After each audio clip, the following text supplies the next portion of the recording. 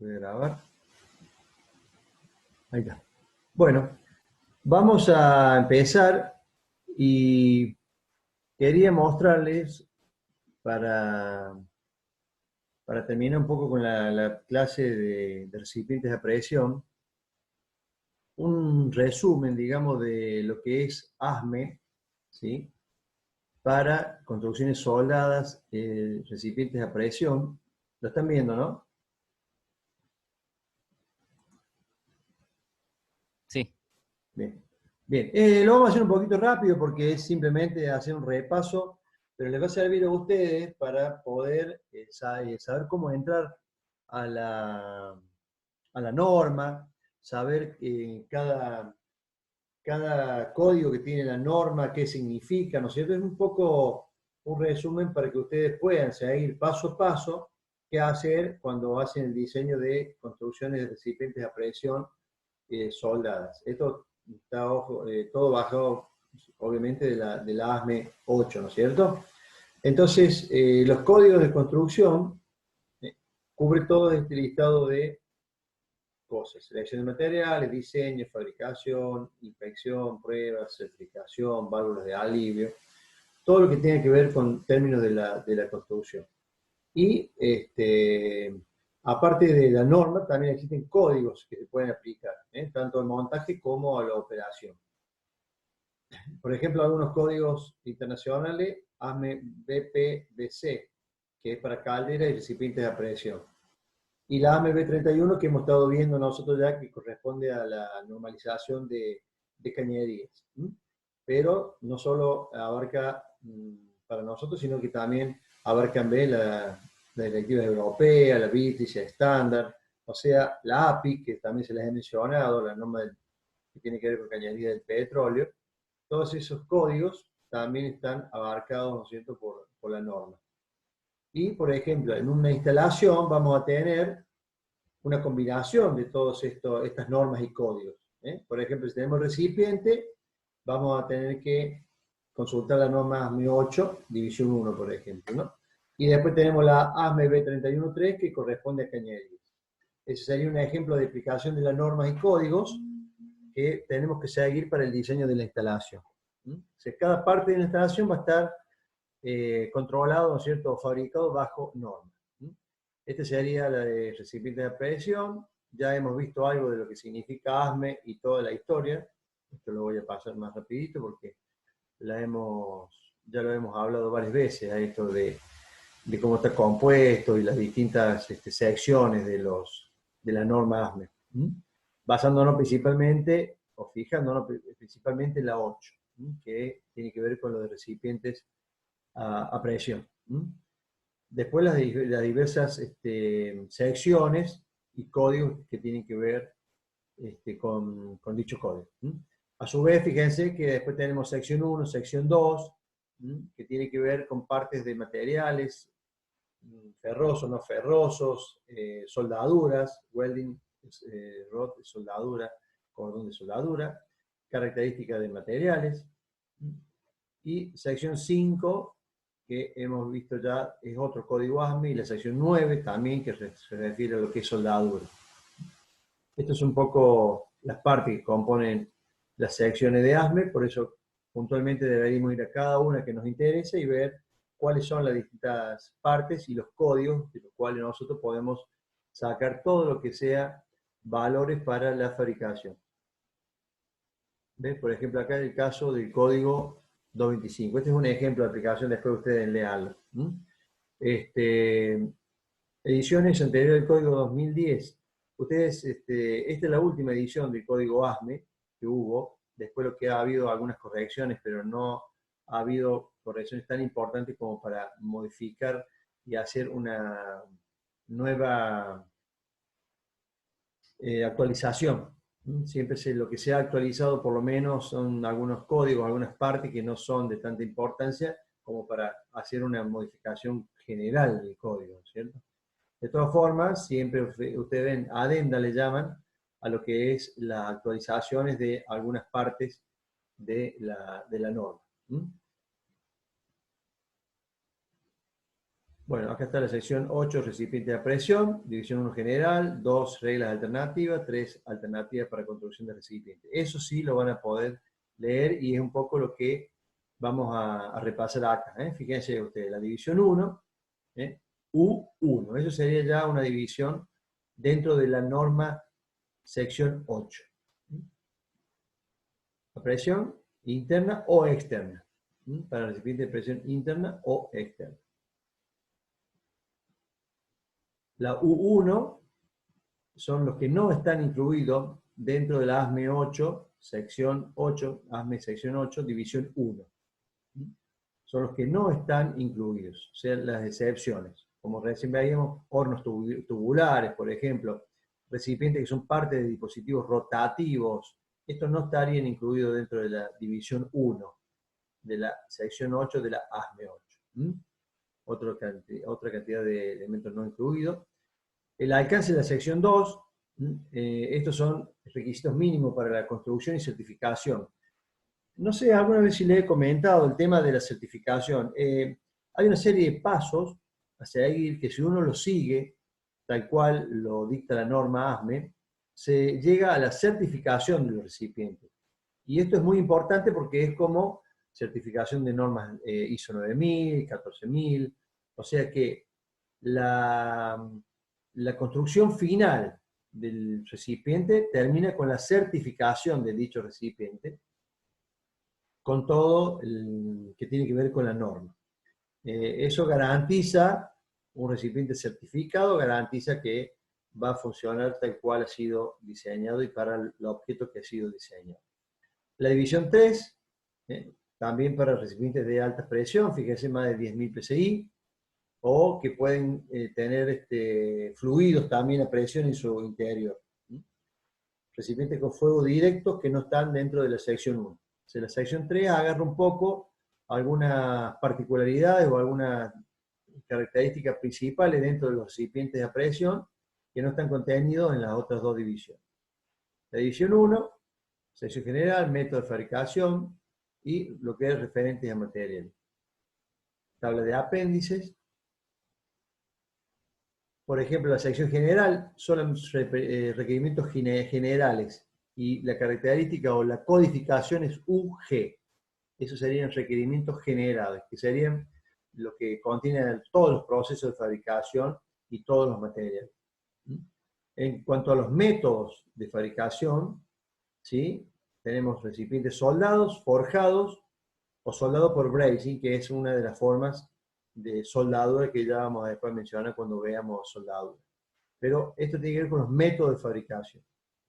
Los materiales, fíjense cómo los codifican: UCS, acero al carbono de baja aleación; UNF, no ferrosos; UHA, alta aleación, etcétera, etcétera. De cada división de la sección 8 o división 1 de ASME va a tener para cada material una codificación distinta. ¿Qué van a ser esta que ustedes ven acá? Esta es una codificación ASME, ¿no? Después, dentro de esa codificación, nosotros vamos a tener los aceros al carbono, por ejemplo, de baja aleación, y cuáles son la composición de esa aleación, que es la que hemos estado viendo hasta ahora, ¿cierto? Que tiene manganeso, níquel, cromo, en sus porcentajes. Eso ya, obviamente, que es una característica que está estandarizada, ¿cierto? De acuerdo a los porcentajes y el tipo de acero. Pero dentro de la norma lo van a ver con esas siglas ustedes. Bueno, algunos apéndices o código, parte del código que hace falta también complementar. Por ejemplo, todas las subsecciones deben ser usadas cuando se utiliza el código ASME. Bueno, esto después léanlo a ustedes, es una guía simplemente para que ustedes vayan siguiendo paso a paso cuáles son. Acá hay algunos ejercicios, si ustedes quieren consultarlos. No se los voy a tomar después en el examen, pero por ahí les puede servir porque puede ser alguna de las preguntas que ustedes tengan que hacerse al momento de diseñar el recipiente o la instalación. Con respecto a los materiales, lo que les decía recién, ver UG4 a UG5. Son requerimientos generales para materiales. Y después, la subsección B son métodos que pueden interferir en la selección del material y pueden haber algún tipo de restricción. Ahí hay otra codificación que tiene que ver con los métodos, que es el UW5. Bueno, por ahí parece todo un trabalengua, pero una vez que ustedes lo vayan siguiendo esto paso a paso, de acuerdo a sus necesidades, lo van a ir entendiendo, lo van a ir respondiendo, porque hay que ir viendo el análisis ¿no es cierto? E ir a la norma y verificar y sacar los datos que necesitamos sacar de allí. Todos los materiales identificados por ASME con el prefijo SA, ¿sí? Y SB para los no ferrosos. Acá dice, ¿ve? Responden a la especificación ASTM, A y B, que ASME adoptó. Eso ya lo habíamos visto también, ¿no es cierto? Cuando vimos la norma ASME de materiales, vimos que respondían también a ASME. ASME lo toma a ASTM como la norma para materiales de recipientes y de cañerías también. Algunas definiciones de los materiales, esto ya hemos visto, qué es ferroso, cuáles son los aceros al carbono simple o con algún tipo de aleación, ¿sí? Aceros de bajo carbono para construcciones más bien soldadas, que no alteran, digamos, la composición, porque el carbono era uno de los componentes que le daba la resistencia y dureza al acero, y cuando estaba en alto porcentaje, la soldadura se fragilizaba bastante. Acá tenemos algunos tipos de acero inoxidable, ¿ve? Alto cromo. Los aceros inoxidables ya habíamos visto que había una clasificación de martensíticos, ferríticos, austeníticos y duplas de austenítico y ferrítico, una combinación de ambos. Las aleaciones no ferrosas, ya conocemos, aleaciones de aluminio, cobre, níquel, titanio. Tratamientos térmicos, que era el tratamiento térmico, ya eso lo hemos visto en tercer año, lo que era el normalizado, un acomodamiento de estructura, ¿no es cierto?, y de tensiones. Un recocido era el tratamiento de ablandamiento por excelencia, el recocido para ablandar el material. Y estas curvas que ya la habíamos visto, ¿no es cierto?, que significaba temperatura-tiempo, teníamos elevación de la temperatura, mantención a temperatura en la raya horizontal, y después un enfriamiento rápido, que se acuerdan, no debía tocar la nariz de la curva de las heces para tener un templado de buena calidad. Después hacíamos un revenido, que era un levantamiento de temperatura no superior a la crítica, inferior, mantención de temperatura y también un enfriamiento en un tiempo bastante alargado. Ese revenido lo que hacía era bajar un poco la dureza y mejorar la tenacidad y disminuir las tensiones que existían después de un tratamiento térmico. Bueno, alguna clase de recocido que era también de ablandamiento. Los números P, fíjense ustedes que ahora en los procedimientos de soldadura van a ser asignados con diferentes números P, todo lo que son los procedimientos de soldaduras. Por ejemplo, P1 hasta P15E, aceros y aleaciones de aceros. Ese sería el metal base que vamos a soldar. Después tenemos aluminio, aleaciones, cobre, y cada una va a tener un número de P distinto. O sea, una clasificación de soldadura de acuerdo a los materiales que necesitamos soldar. Acá tenemos los P de los materiales ferrosos. El carbono P1, de baja aleación P3, bajamente aleación P4, P5, P6, así cada uno con un número distinto, pero siempre con la letra P, caracteriza los materiales ferrosos.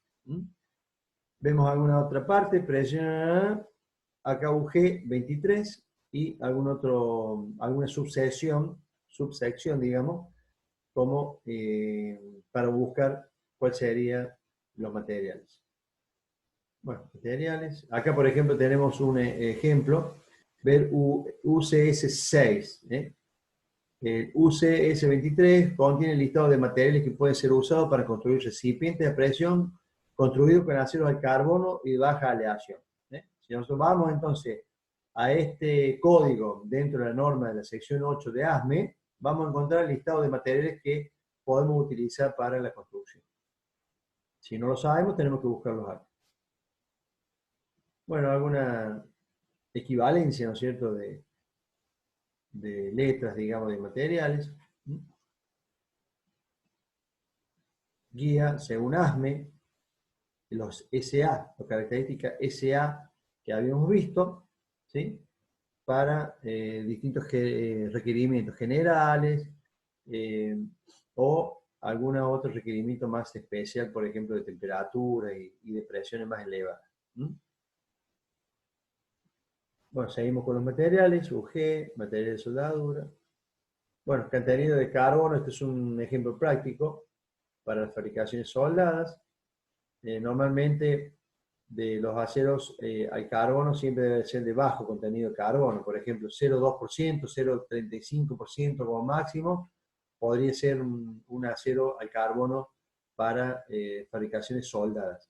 Un 1%, un 2% es una enormidad de carbono, por lo tanto no es aconsejable para fabricaciones soldadas.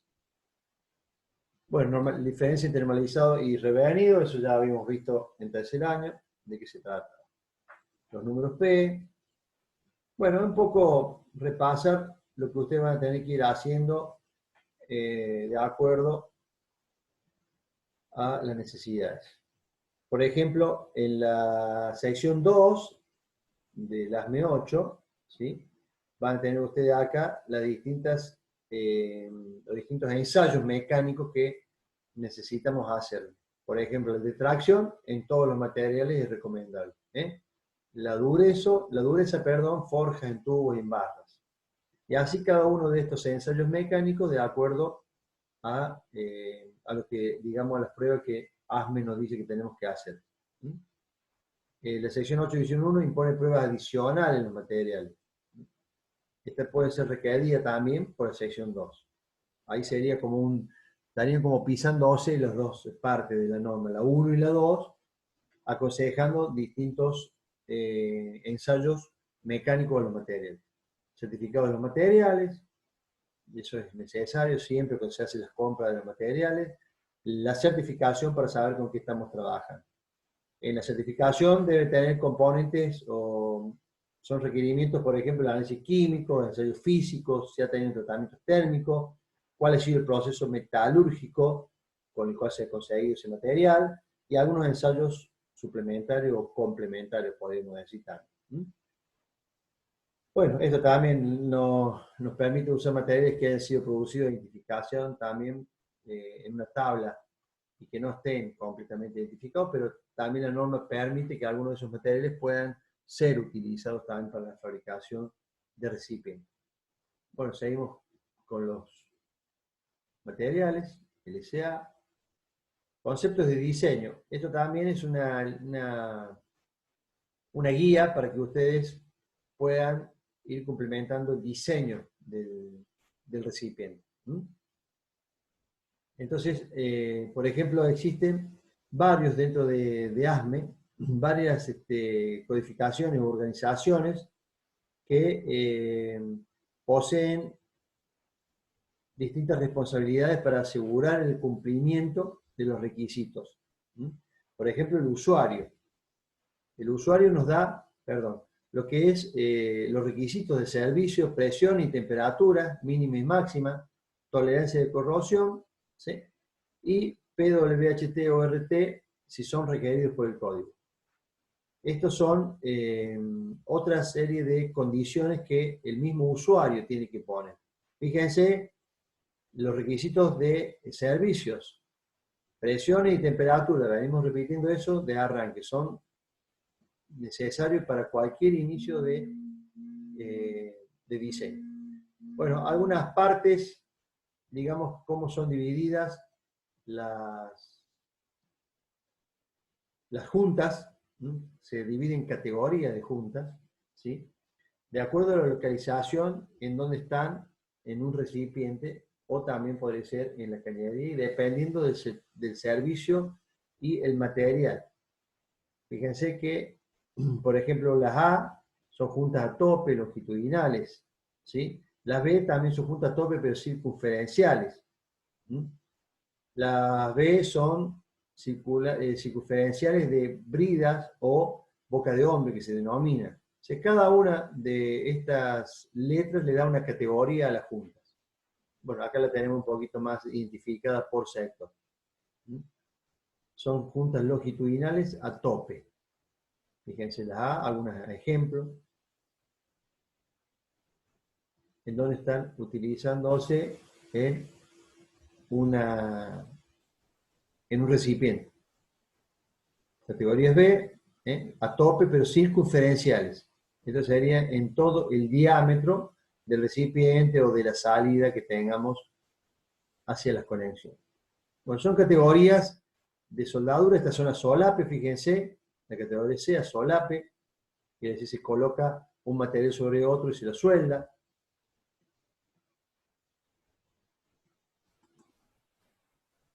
Nos quedan 10 minutos, si se corta, nos volvemos de nuevo a... Fíjense, las soldaduras en ángulo o a filete, que se llama, cuando son soldaduras así en ángulo, se denomina filete también. También son de la categoría C. Es un poco para ir dividiendo, digamos, los tipos de juntas y las características de las soldaduras. La UW, sí. Ahí puse en el chat que hay un chico en esfera, me parece. A ver, no me aparecía nada acá. A ver. Acá tengo... Y no me sale dónde.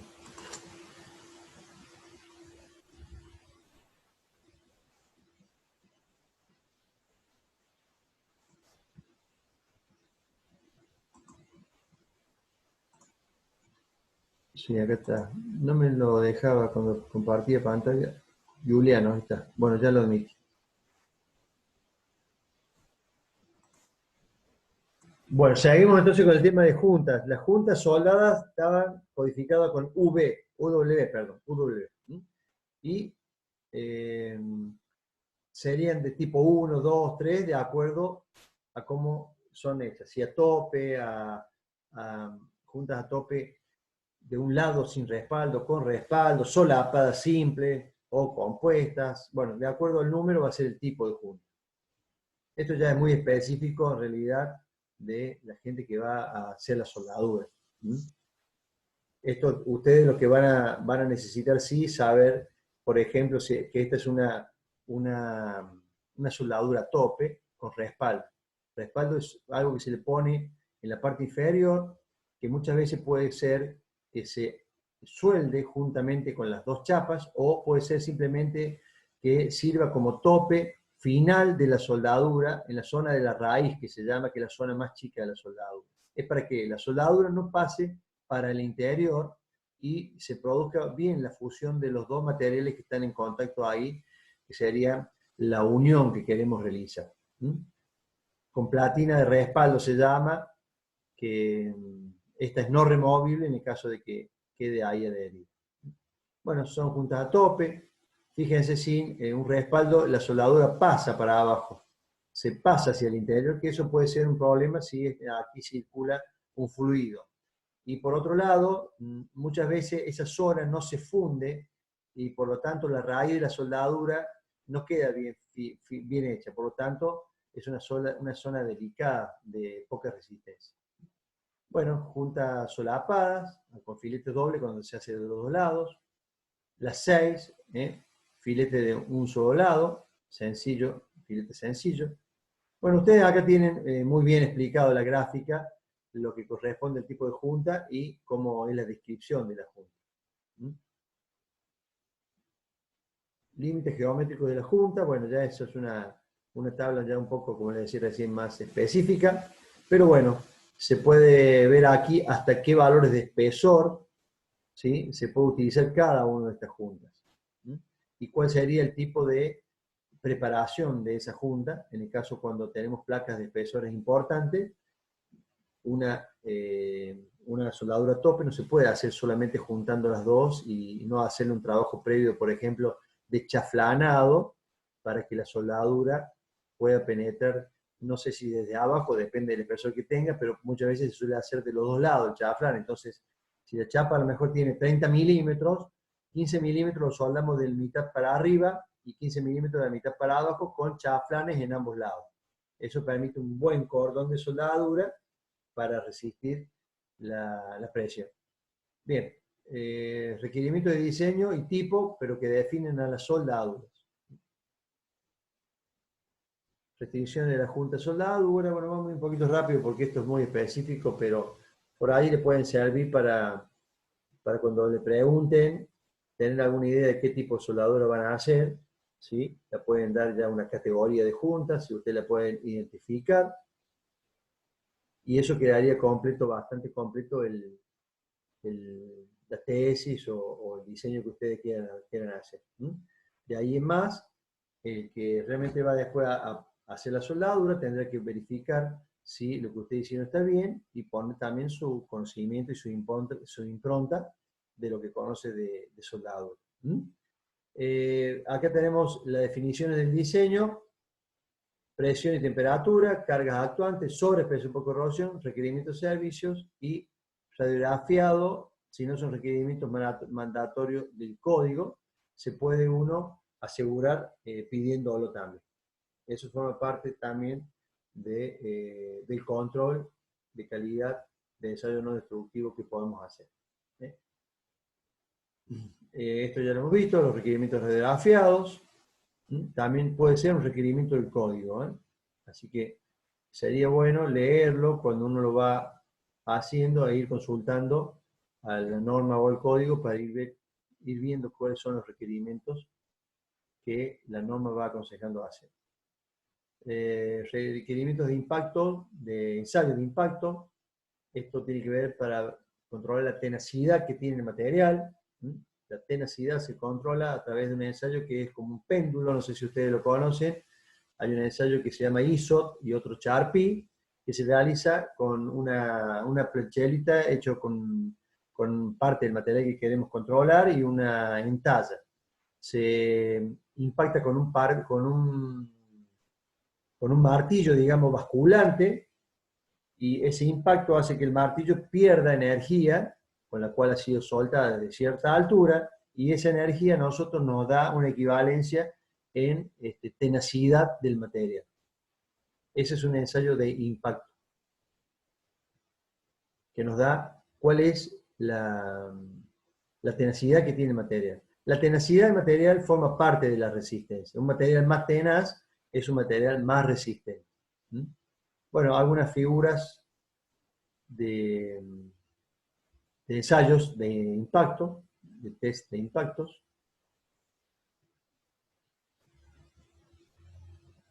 Bien,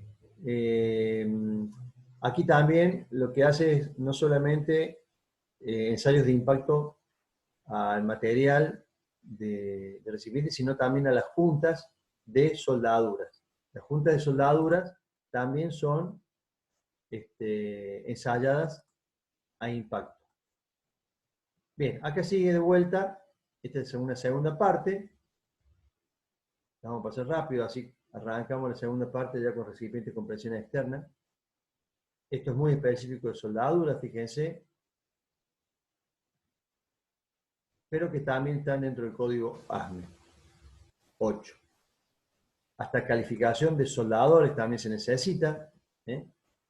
Esta calificación de soldadores la da la ASME 9, fíjense, acá está. La ASME 9 es la que califica a los soldadores. Bien. Bueno, algunos requerimientos de soldaduras. Bueno, como son las aberturas, como son los refuerzos que hay que poner, los tratamientos térmicos posteriores de soldadura. Siempre es aconsejable en espesores gruesos, a partir de 20, 22, 25 milímetros, ya sería aconsejable un tratamiento térmico de distensionamiento en la soldadura. Eso, como no se puede poner semejante recipiente en un horno, lo que se hace es un normalizado, un revenido a la llama. Es decir, se calienta en la zona de la soldadura y cercana a la soldadura para eliminar tensión. Se suelen poner resistencias también pegadas al acero, resistencias que generan temperatura, obviamente, y esas temperaturas producir el revenido o el normalizado en la soldadura propiamente dicha. Y las pruebas de estanqueidad, las pruebas hidráulicas, que pueden ser entre 1,3 a 1,5 de las presiones de uso. Pruebas hidráulicas que pueden ser también con fluido o las neumáticas que también sirven, acá están, las pruebas neumáticas que también sirven como control de estanqueidad de los recipientes de las cañerías. En el caso del aire es 1,1 vez la presión de trabajo. Bien, bueno, la estampa y la acreditación de la ASME para un recipiente. Bueno, esto después lo leen ustedes a medida que van haciendo el ensayo, que necesiten alguna guía para aplicar la norma ASME